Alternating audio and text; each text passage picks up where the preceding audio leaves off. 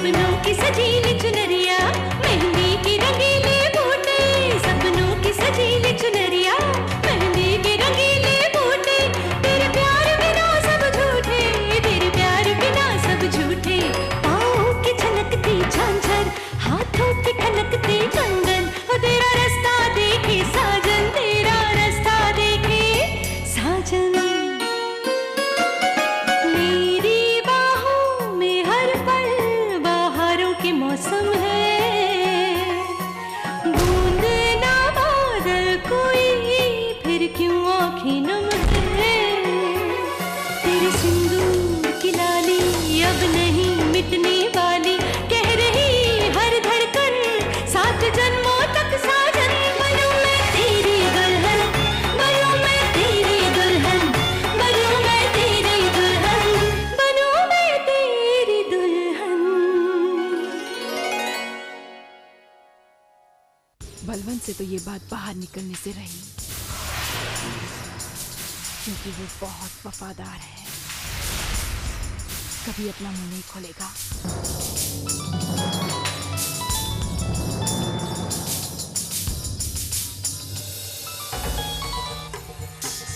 हाँ बोलो। बंसी गुजर बोल रहा हूँ। मैंने मना किया था ना इस तरह फोन करने के लिए। अरे फोन नहीं करे तो क्या करे मैडम, पुलिस वालों ने बलवंत उस्ताद का पेट पेट के बुरा हाल कर दिया है। आप जल्दी से छुड़वाओ उसे। अब तक उस्ताद ने जुबान नहीं खोली है, लेकिन कब तक पुलिस की मार सहेगा वो। अगर कल को उसने कुछ कह दिया तो।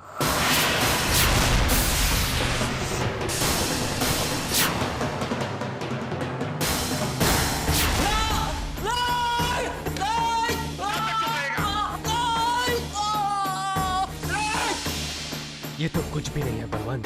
अगर कल सुबह कचहरी पहुंचने के पहले तूने अपनी जुबान नहीं खोली तो तू कचहरी नहीं पहुंच पाएगा। रास्ते में ही किसी एक्सीडेंट में मार दिया जाएगा। फैसला कर लो। तुम दोनों इस पर नजर रखना। अगर ये कुछ ना बताए तो इसे ऊपर लटका देना।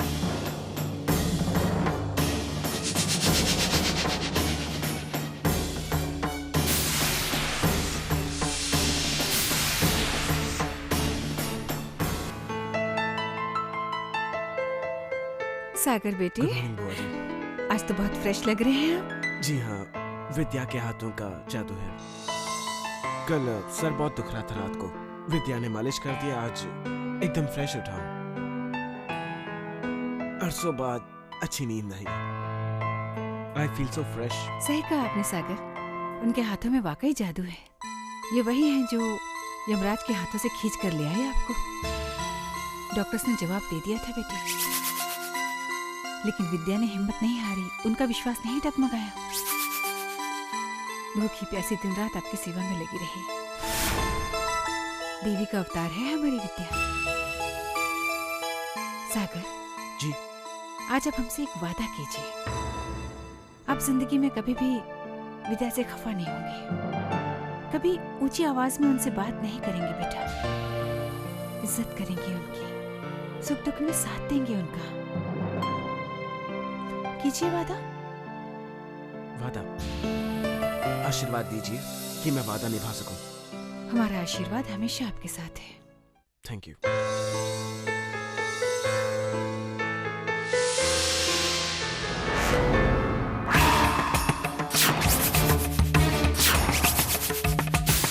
विद्या तो हमेशा सागर के आस-पास ही मंडराती रहती है। इसे किसी न किसी बहाने से सागर से दूर रखना ही पड़ेगा। दोनों जितना अलग रहेंगे मेरे लिए उतना ही अच्छा होगा। विद्या, विद्या तुम्हें छोटी माँ रसोई में बुला रही है, कुछ जरूरी काम है। मैं सागर के लिए नाश्ता ले जाती हूँ। ठीक है, आप ले जाइए।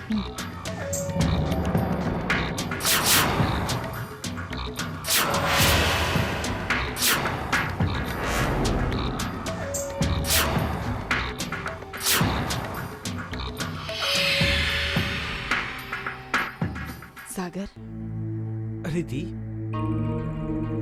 नाश्ता कर लो। लाइए, बहुत भूख लग रही थी। चलो अब जल्दी से नाश्ता कर लो। जी। सागर, अब तुम्हारी तबीयत कैसी है? बिल्कुल ठीक। आपके होते हुए मुझे क्या हो सकता है?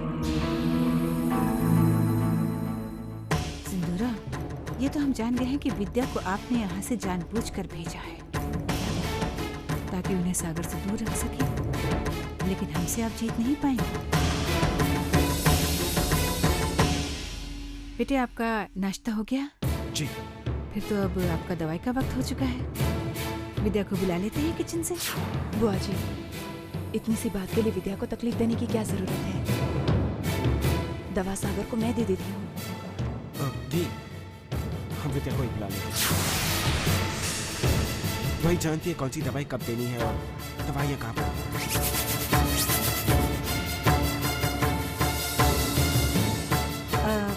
तो बेटे विद्या को बुला लीजिए। जाइए।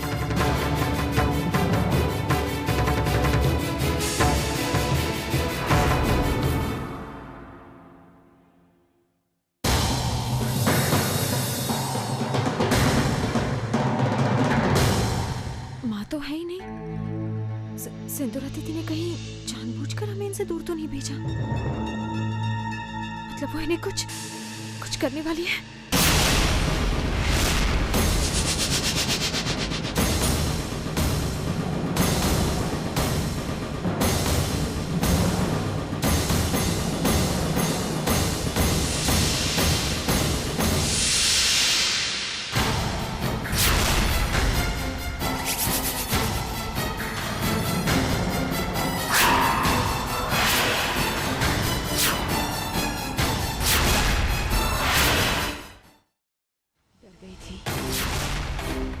कि कहीं मैंने सागर को कुछ कर न दिया हो।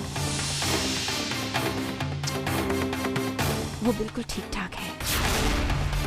फिक्र करनी है तो अपने आप की करो, क्योंकि जिस तरह तुम मेरे रास्ते में अड़चन डालती जा रही हो, अगर वक्त रहते नहीं संभली तो मैं जल्दी ही तुम्हारा कोई न कोई इंतजाम जरूर कर दूंगी।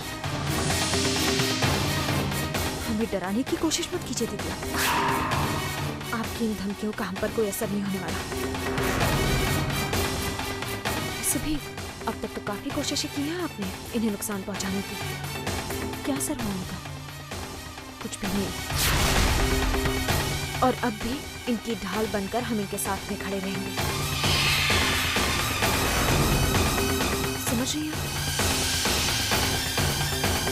रस्सी चल गई लेकिन ऐठन अभी भी बरकरार है। ये बात तो हमसे ज्यादा आप पर लागू होती है शायद।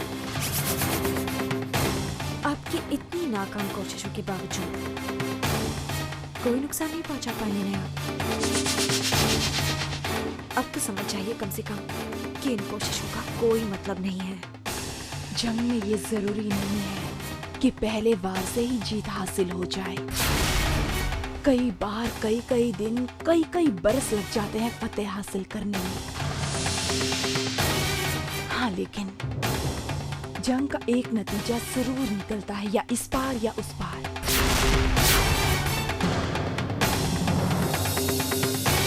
इस जंग का भी एक नतीजा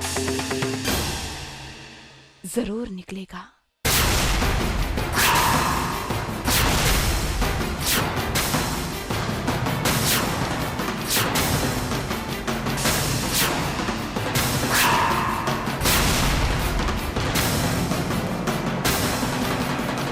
विद्या, सागर का नाश्ता हो गया है।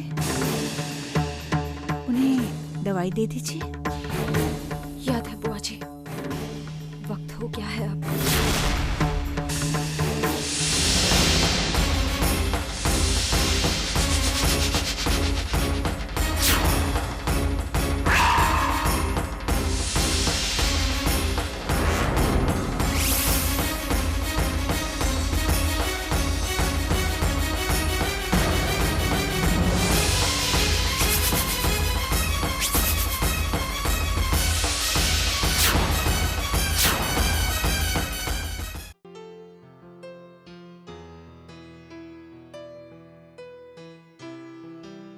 ये लीजिए।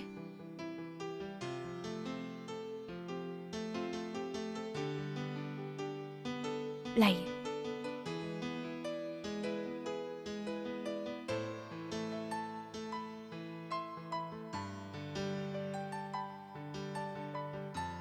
ये गेंद कहाँ से मिली आपको? पता नहीं, शायद समीर छोड़ गया होगा। जल्दी से आप तैयार हो जाए ना, पूजा के लिए जाना है। हमें बताइए ना, इनमें से कौन सी वाली साड़ी पहने हम शाम को?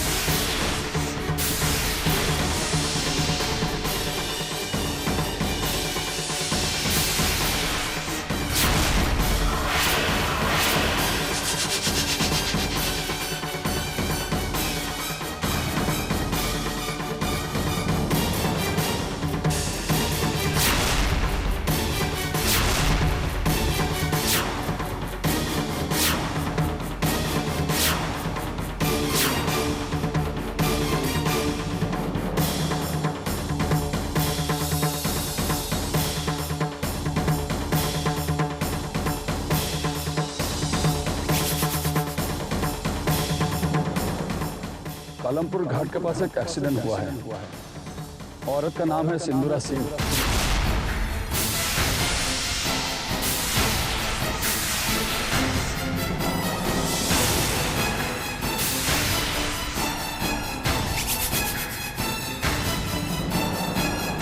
क्या हो गया? ऐसे चुप क्यों हो गया? विद्या, तुमने मुझसे पूछा था ना कि मैंने लक्ष्मण रेखा पार क्यों की। उस दिन जब मेरा एक्सीडेंट हुआ तब मुझे एक फोन आया था। किसी ने मुझे कहा कि कालमपुर घाट पर सिंधुराती का एक्सीडेंट हो गया। मुझे कुछ समझ नहीं आया और मैं बहुत तेजी से तुम्हारी बनाई हुई लक्ष्मण रेखा पार करके बाहर निकल गया। लेकिन मुझे समझ नहीं आ रहा है कि दी तो बिल्कुल ठीक है ना, तो फिर वो फोन क्या था?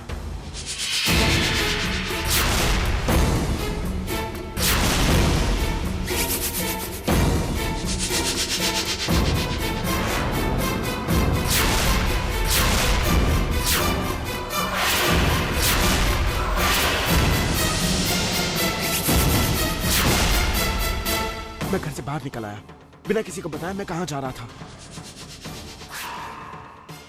मैं दी के बारे में सोच के बहुत बहुत बहुत परेशान हो गया था, बहुत घबरा गया था। मैं गाड़ी में जा रहा था कि मुझे एक डाइवर्जन का साइन बोर्ड मिला। मैंने गाड़ी मोड़ी और अचानक गाड़ी के टायर पंचर हो गए। गाड़ी आउट ऑफ कंट्रोल हो गई। मैं संभाल नहीं पा रहा था विद्या। मुझे लगा शायद दूर जाकर गाड़ी रुक जाए, पर नहीं, गाड़ी नहीं रुकी। अचानक पीछे से ट्रक ने धक्का मारा और गाड़ी सीधा खाई में चली गई। हाँ विद्या, यही हुआ था। गाड़ी सीधा खाई में चली गई। गाड़ी सीधा खाई में चली गई। एसीपी साहब ने भी हमसे यही कहा था कि एक्सीडेंट किसी ने करवाया है।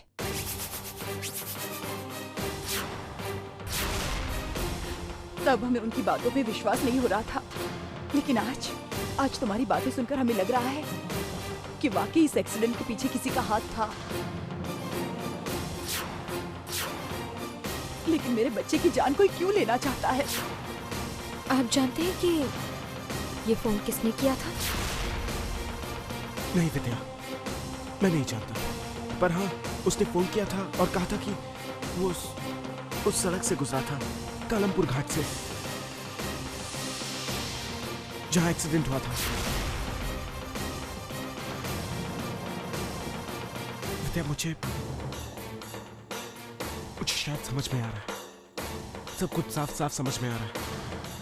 उसने मुझे फोन किया और कहा कि दी का एक्सीडेंट हो गया है, ताकि मैं घबराकर घर से बाहर आऊं और उस रास्ते पर आऊं जहां मेरा एक्सीडेंट होना था। इसका मतलब वो लोग वहां मेरा इंतजार कर रहे थे। मतलब जी सब कुछ प्लान था।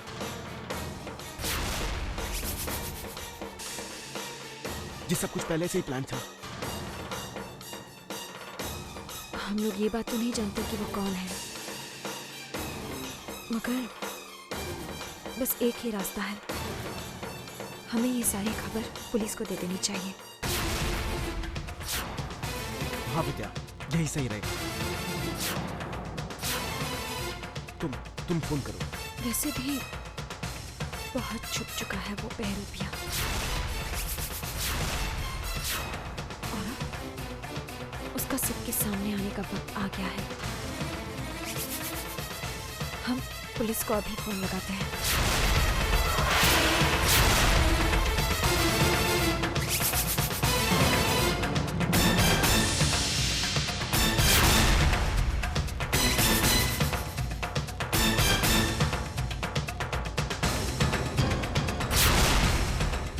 एसीपी साहब को फोन कर रहे हैं हम।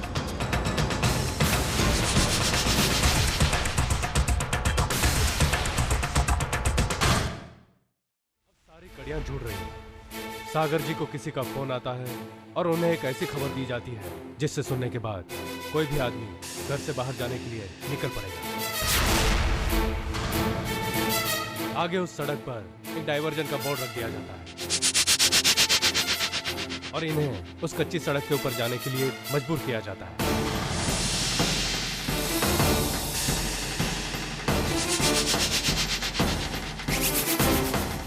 आगे क्या हुआ ये आप सब जानते हैं।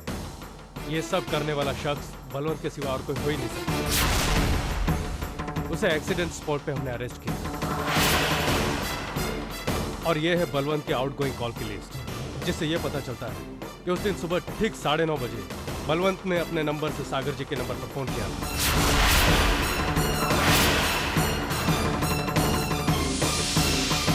पर एसीपी साहब, बलवंत मुझे क्यों मारना चाहता है? मैं तो उसे जानता भी नहीं हूँ। वही तो इस गुत्थी की वो आखिरी कड़ी है जिसे ढूंढना अभी बाकी है सागर जी। बलवंत तो छोटा मोटा गुंडा है। इस एक्सीडेंट के पीछे जरूर किसी बहुत बड़े गुनहगार का हाथ है।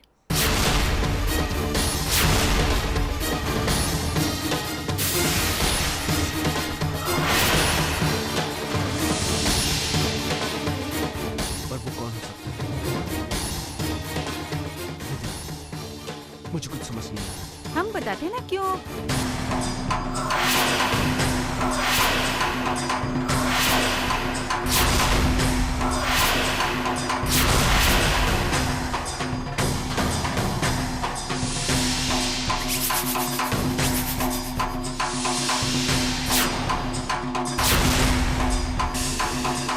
क्या हुआ? चुप क्यों हो गई? बताइए ना। हम कह रहे थे कि जो कोई भी है उसे जल्द से जल्द पकड़ना पड़ेगा, उसी में सबकी भलाई है। और वो जो कोई भी है, आप अगर उसके रास्ते से हट जाएंगे तो उसे बहुत बड़ा फायदा होगा। पर वो कौन है जो मुझसे इतनी नफरत करता है, मेरी जान लेना चाहता है?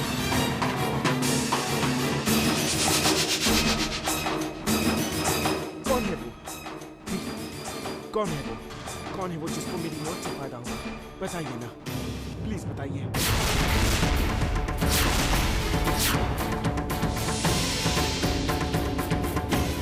सागर जी, हमें कुछ ऐसे सबूत मिले हैं जिससे यह साबित होता है वो जो कोई भी है आपके बहुत करीब है।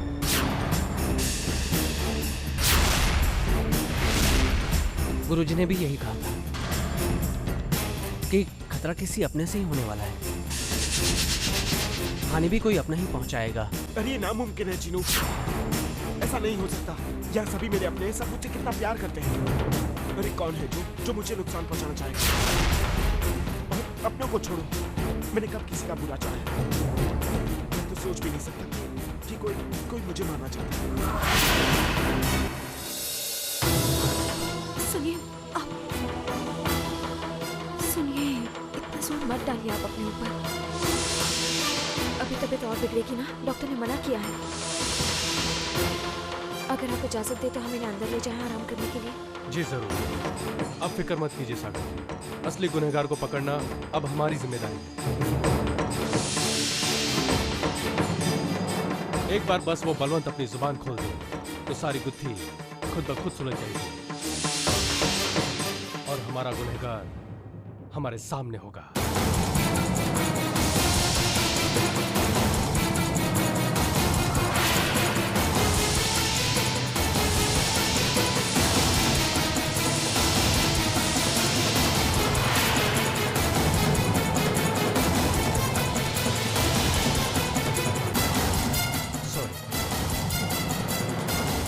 ठीक है, मैं चलता हूँ। आप अंदर चलिए।